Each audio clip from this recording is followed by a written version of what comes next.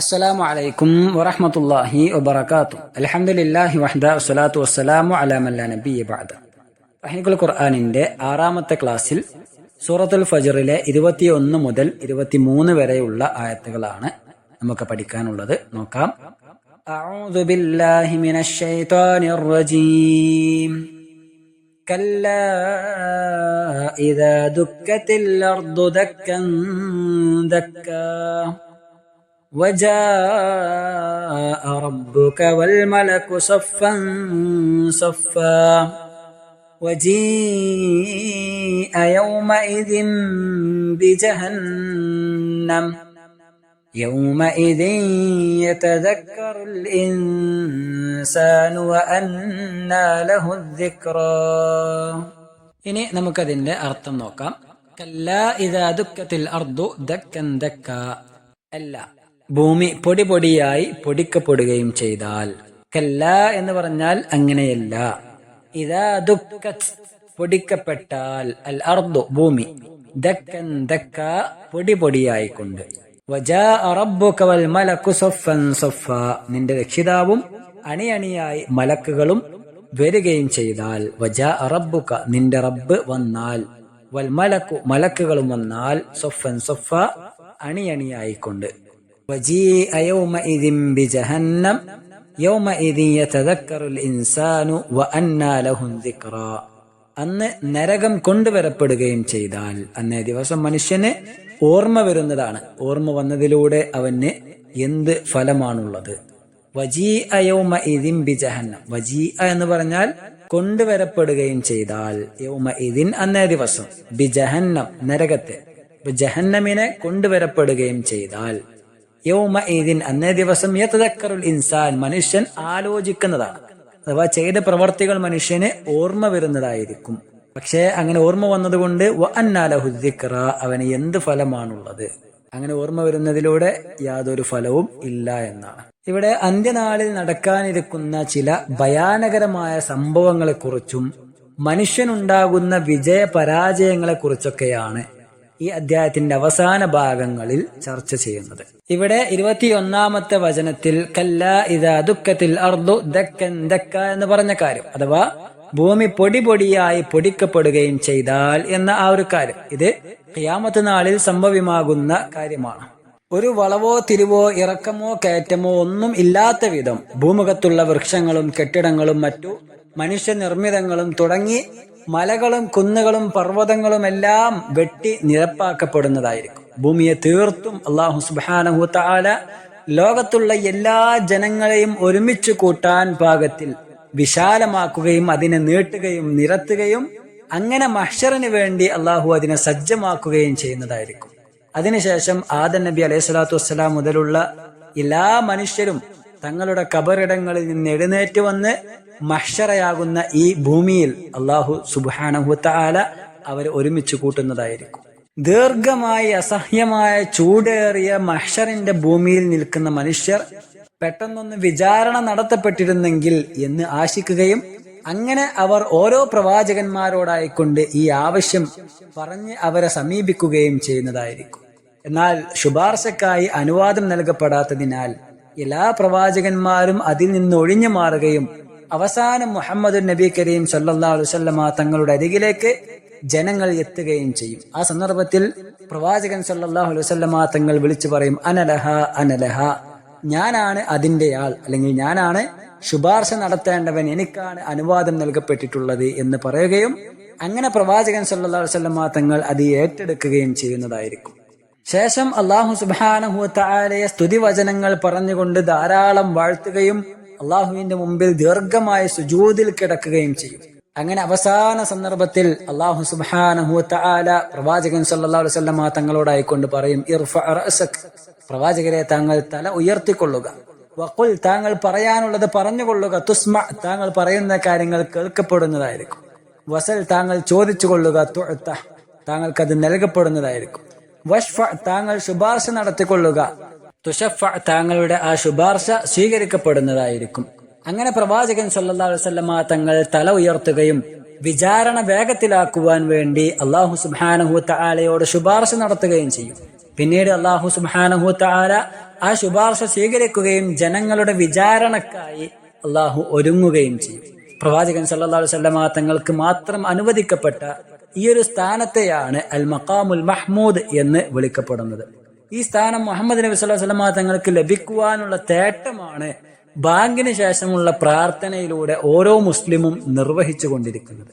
ഹദീസിൽ നമുക്ക് കാണാം, മൻ ഖാല ഹീന യസ്മഉ നിദാ, ബാങ്ക് കേട്ടുകഴിഞ്ഞാൽ ആരെങ്കിലും ഇപ്രകാരം പ്രാർത്ഥിച്ചാൽ, അല്ലാഹുമ്മ റബ്ബ ഹാദിഹി ദഅവതി താമ്മതി വസ്സലാത്തിൽ ഖായിമ ആതി മുഹമ്മദൻ അൽ വസീലത വൽ ഫദീല വബ്അത്ഹു മഖാമൻ മഹ്മൂദ അല്ലദീ വഅതഹു.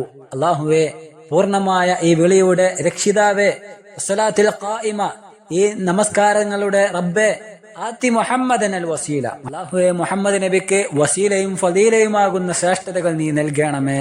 വബഅത്ഹു മഖാമൻ മഹ്മൂദ, തുത്യർഹമായ ആ ഒരു മഖാമിലേക്ക്, ആ സ്ഥാനത്തേക്ക് പ്രവാചകരെ നീ ഉയർത്തണമേ. അല്ലദീ വഅതഹു, ആ മഖാം, ആ സ്ഥാനം നീ വാഗ്ദാനം നൽകിയതുമാണല്ലോ. ഈ ഒരു പ്രാർത്ഥന ഓരോ മുസ്ലിമും നിർവഹിച്ചു കൊണ്ടിരിക്കുകയാണ്.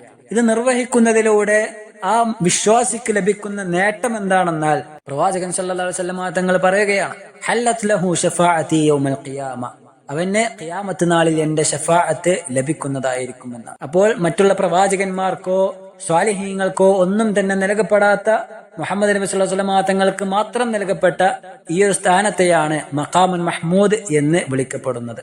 അങ്ങനെ പ്രവാചകൻ സല്ലല്ലാഹു അലൈഹി വസല്ലം തങ്ങൾ അല്ലാഹു സുബ്ഹാനഹു വ തആലയോട് ശുപാർശ തേടിക്കൊണ്ട് അല്ലാഹു സുബ്ഹാനഹു വ തആല ആ ഒരു വിചാരണയ്ക്ക് വേണ്ടി ഒരുങ്ങുന്ന സന്ദർഭം, സൂര്യനും ചന്ദ്രനും മറ്റു ഗോളങ്ങളുമെല്ലാം അണക്കപ്പെടുകയും പരിപൂർണമായും തരിപ്പണമാക്കപ്പെടുകയും ചെയ്യുന്ന ആ ഒരു സാഹചര്യത്തിൽ, സൃഷ്ടികൾ കൂരിരുട്ടിലാവുകയും ചെയ്യുന്ന ഈ ഒരു ദിനത്തിൽ അല്ലാഹു സുബ്ഹാനഹു വ തആലയുടെ ആഗമനം അത് ഭൂമിയെ പ്രകാശപൂരിതമാക്കും. സൂറത്ത് സുമറിൽ അല്ലാഹു സുബ്ഹാനഹു വ തആല പറയുന്നുണ്ട്, വഅശ്റഖത്തിൽ അർദു ബിനൂരി റബ്ബിഹാ, അല്ലാഹു സുബ്ഹാനഹു വ തആലയുടെ പ്രകാശം കാരണത്താൽ ആ ഭൂമി അന്നേ ദിവസം തിളങ്ങുന്നതായിരിക്കുമെന്നാണ്. അങ്ങനെ അല്ലാഹു സുബ്ഹാനഹു വ തആല ഭൂമിയിലേക്ക്, മഹ്ശറിന്റെ ഭൂമിയിലേക്ക് വരുന്ന ആ ഒരു സന്ദർഭം, അതിനെ സംബന്ധിച്ച് അല്ലാഹുവിന്റെ റസൂൽ സല്ലല്ലാഹു അലൈഹി വസല്ലം തങ്ങൾ പറയുന്നുണ്ട്, ഇദാ കാന യൗമുൽ ഖിയാമ, ഖിയാമത്ത് നാളായി കഴിഞ്ഞാൽ യൻസിലുല്ലാഹ്, അല്ലാഹു സുബ്ഹാനഹു വ തആല ഇലൽ ഇബാദ്, അടിമകളുടെ അരികിലേക്ക് വരുന്നതായിരിക്കും. ലിയഖ്ദിയ ബൈനഹും, അവർക്കിടയിൽ തീർപ്പ് നടപ്പാക്കുവാൻ. വകുല്ലു ഉമ്മത്തിൻ ജാസിയ, ഓരോ ഉമ്മത്തും ഓരോ കൂട്ടമായി കൊണ്ടായിരിക്കും ഉണ്ടായിരിക്കുക.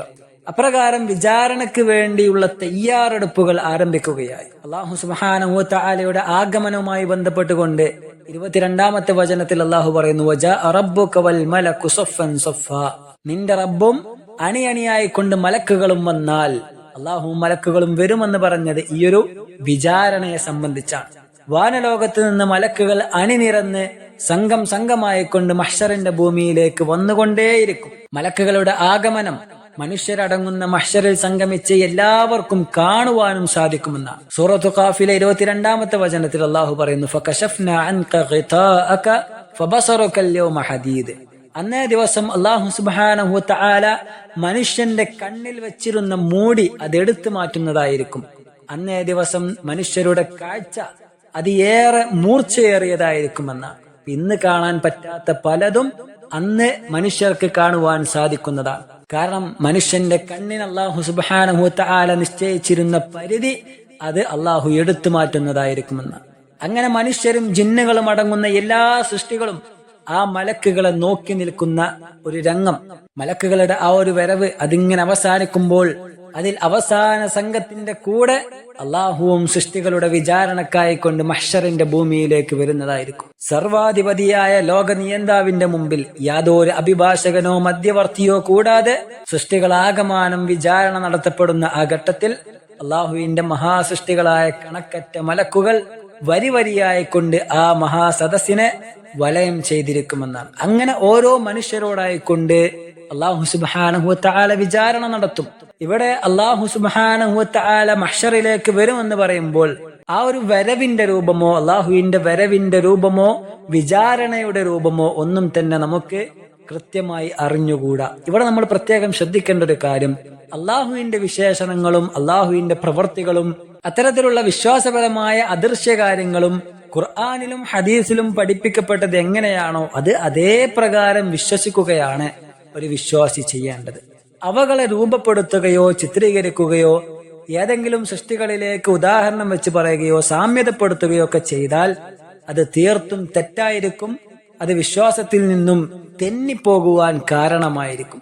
മഹ്ശറിന്റെ ഭൂമിയിലേക്ക് വിചാരണക്കായി അല്ലാഹു സുബ്ഹാനഹു വ തആല വരുമെന്ന് പറയുമ്പോൾ അതിനെ രൂപസാദൃശ്യങ്ങൾ കൽപ്പിക്കാതെ അത് അവന്റെ മഹോന്നതിക്കും വിശേഷണങ്ങൾക്കും യോജിച്ച രൂപത്തിലായിരിക്കുമെന്നാണ് നമ്മൾ വിശ്വസിക്കേണ്ടത്. ഇതാണ് അഹ്ലുസുന്നയുടെ വിശ്വാസമായി കൊണ്ട് പഠിപ്പിക്കപ്പെട്ടിട്ടുമുള്ളത്.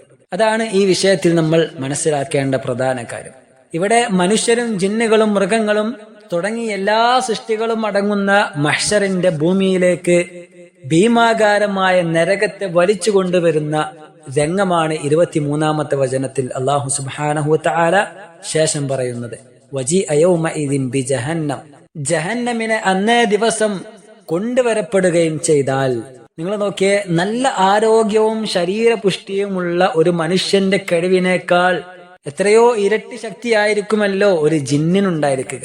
അതിനേക്കാൾ എത്രയോ ഇരട്ടിയായിരിക്കും സ്വാഭാവികമായും ഒരു മലക്കിന്റെ ശക്തി, ഒരു മാലാഖയുടെ ശക്തി. ഇത്രയും ശക്തിയും കഴിവും തന്റേടവും ഒക്കെയുള്ള ഒരു വൻ സൈന്യം മലക്കുകളായിരിക്കും ഭീമാകാരമായ നരകത്തെ വലിച്ചു കൊണ്ടുവരുന്നത്.